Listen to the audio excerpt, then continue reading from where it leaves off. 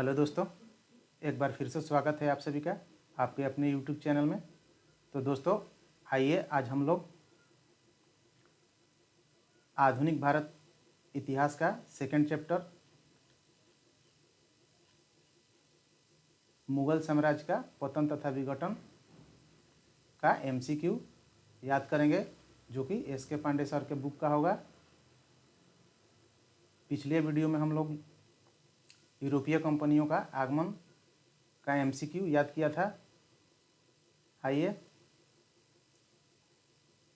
आज हम लोग सेकंड अध्याय का एमसीक्यू याद करेंगे। तो आज का प्रथम प्रश्न है, औरंगजेब का उत्तराधिकारी हुआ। औरंगजेब का उत्तराधिकारी कौन हुआ? तो इसका सही आंसर है औरंगजेब का उत्तराधिकारी बहादुर शाह प्रथम हुआ। इसका सही आंसर ए होगा।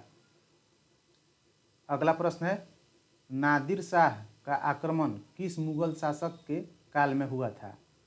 तो नादिर शाह के आक्रमण जिस मुगल शासक के शासन काल में हुआ था उसका नाम है मोहम्मद शाह। अगला प्रश्न है, अंतिम मुगल शासक का क्या नाम था? तो अंतिम मुगल शासक का नाम था बहादुर शाह जफर, या फिर बहादुर शाह द्वितीय के भी नाम से जाना जाता है। 1857 के क्रांति के बाद अंग्रेजों ने बहादुर शाह द्वितीय को रंगून जेल में कैद कर लिया था। यहीं पर बहादुर शाह द्वितीय की मृत्यु हो गई थी। अगला प्रश्न है, फर्रुखसियार के फरमान से किसे सहूलियत हुई? तो इसका सही आंसर है सी, बंगाल में अंग्रेजी व्यापार में। बंगाल में अंग्रेजी व्यापार में फर्रुखसियार के फरमान से सहूलियत हुई बंगाल में अंग्रेजी व्यापारियों को। अगला प्रश्न है, लाल कुंवारी नामक गणिका किस मुगल शासक के समय में राजकाज में अति प्रभावशाली थी? तो लाल कुंवारी नामक गणिका किस मुगल शासक के शासनकाल में अत्यधिक प्रभावशाली थी? तो इसका सही आंसर है बी, जहांदार शाह के शासनकाल में लाल कुंवारी नामक गणिका बहुत ही प्रभावशाली थी। जहांदार शाह को लंपट मूर्ख के भी नाम से जाना जाता है। अगला प्रश्न है, तृतीय पानीपत के युद्ध के समय मुगल सम्राट कौन था? तो तृतीय पानीपत युद्ध के समय मुगल सम्राट शाह आलम था। इसका सही आंसर डी होगा। अगला प्रश्न है, अहमद शाह अब्दाली के आक्रमण से क्या हुआ? मुगल साम्राज्य दुर्बल हुआ, सिख शक्ति का अभ्युदय हुआ, सी अंग्रेज चिंतित हुए, या फिर डी उपयुक्त सभी कुछ हुआ? तो इसका सही आंसर है बी, सिख शक्ति का अभ्युदय हुआ। अगला प्रश्न है, किस मुगल शासक के काल में सैयद भाई प्रभावशाली और शक्तिशाली बने? बहादुर शाह, जहांदार शाह, फर्रुखसियार, या फिर मोहम्मद शाह? तो इसका सही आंसर है फर्रुखसियार। फर्रुखसियार के ही शासनकाल में सैयद भाई प्रभावशाली और शक्तिशाली हुए थे।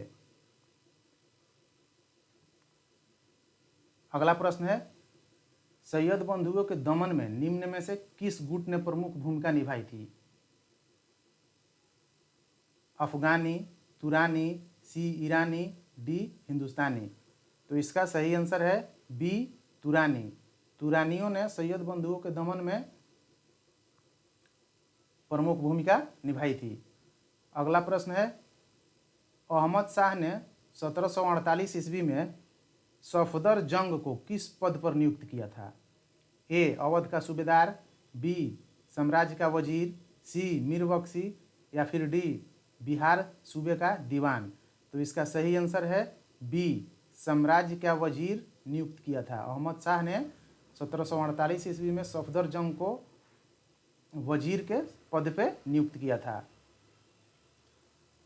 अगला प्रश्न है, निम्नलिखित में से औरंगजेब के किस उत्तराधिकारी का शासनकाल सबसे कम था? बहादुर शाह, जहांदार शाह, मोहम्मद शाह या अहमद शाह?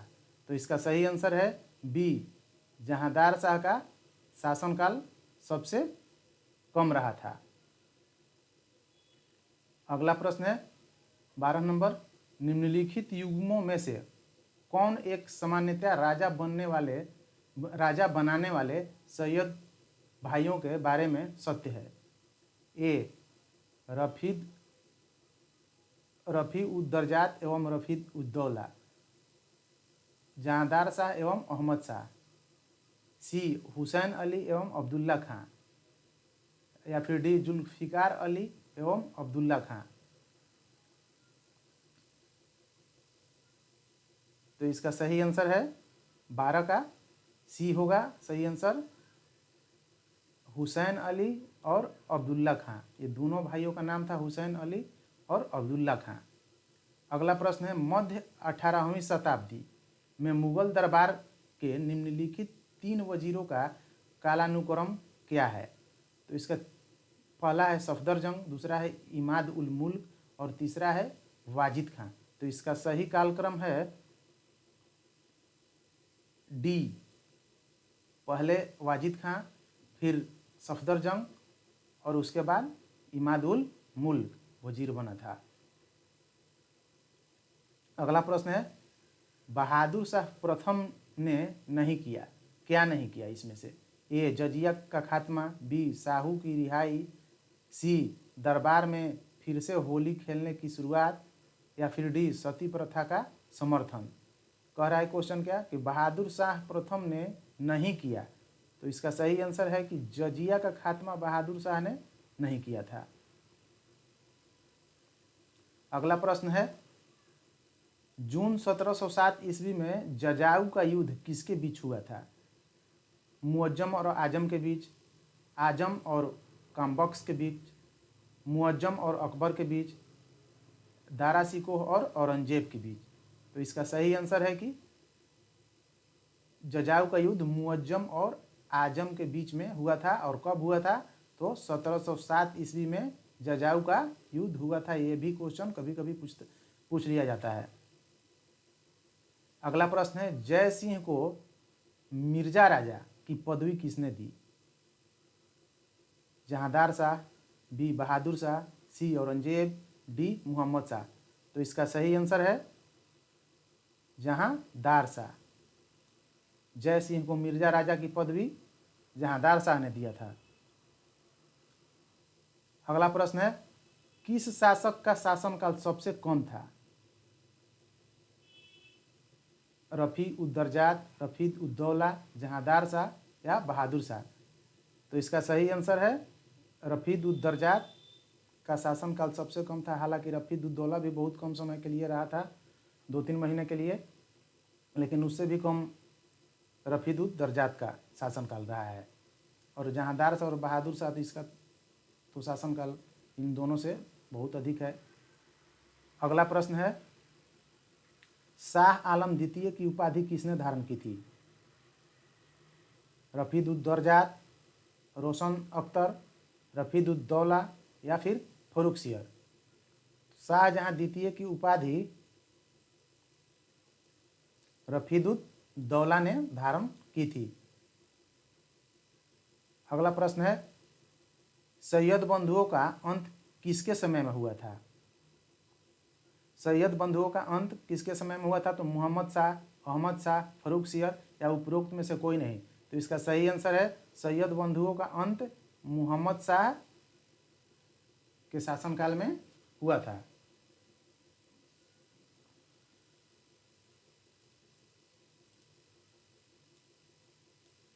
अगला प्रश्न है,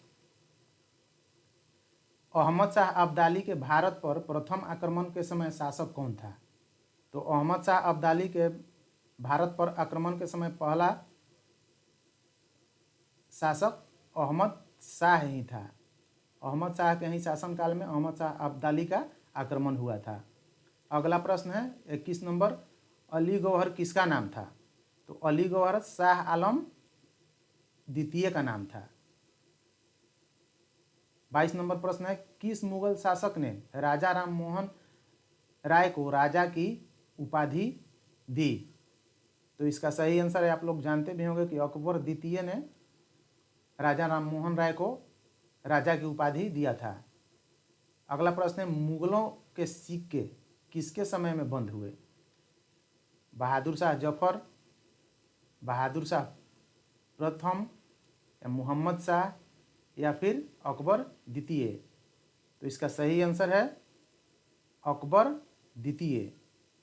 अकबर द्वितीय के शासनकाल में मुगलों के सिक्के बंद हुए थे। अगला प्रश्न है, करनाल का युद्ध कब हुआ? 24 फरवरी 1739, बी 24 फरवरी 1740, सी 20 मार्च 1761, या फिर डी उपरोक्त में से कोई नहीं? तो इसका सही आंसर है 24 फरवरी 1739 को करनाल का युद्ध हुआ था। अगला प्रश्न है, किसके अनुसार मुगल साम्राज्य के पतन का प्रमुख कारण सैनिक अदक्षता थी? सर जदुनाथ सरकार के अनुसार, या फिर विलियम आर्विन के अनुसार, सी सरदेसाई के अनुसार, या फिर स्मिथ के अनुसार? तो इसका सही आंसर है बी विलियम आर्विन के अनुसार मुगल साम्राज्य का पतन का प्रमुख कारण सैनिक अदक्षता थी। अगला प्रश्न है 26 number, fall of the Mughal empire किसकी पुस्तक है? सर जदुनाथ सरकार की, सतीश चंद्रा की, लेन पुल की, या फिर स्मिथ की? तो फॉल ऑफ मुगल एम्पायर ये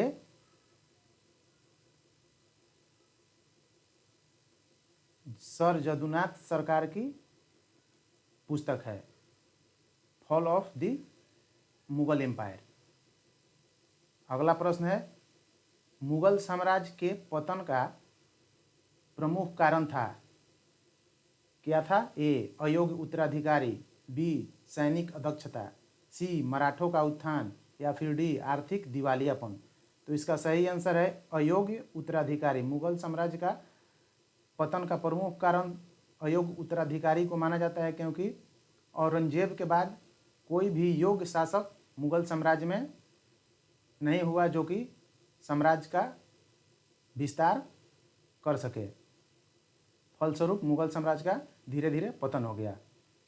अगला प्रश्न है 28 नंबर, अहमद शाह अब्दाली के भारत पर आक्रमण का उद्देश्य था?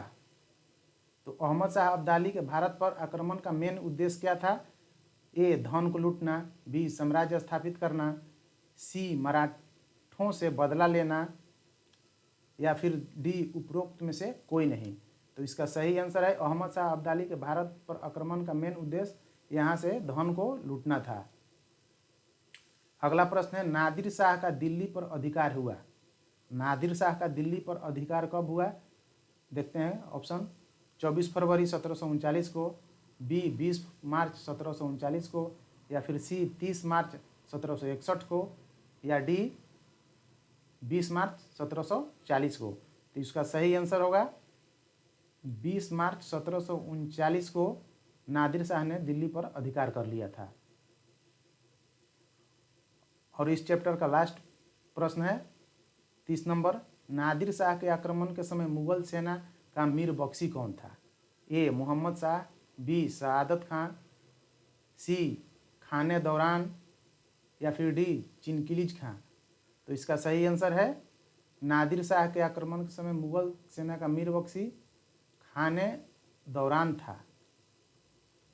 तो दोस्तों इसी के साथ हम लोग का सेकंड अध्याय का ये ऑब्जेक्टिव प्रश्नों की श्रृंखला समाप्त होता है। मिलते हैं अगले वीडियो में, तब तक के लिए धन्यवाद।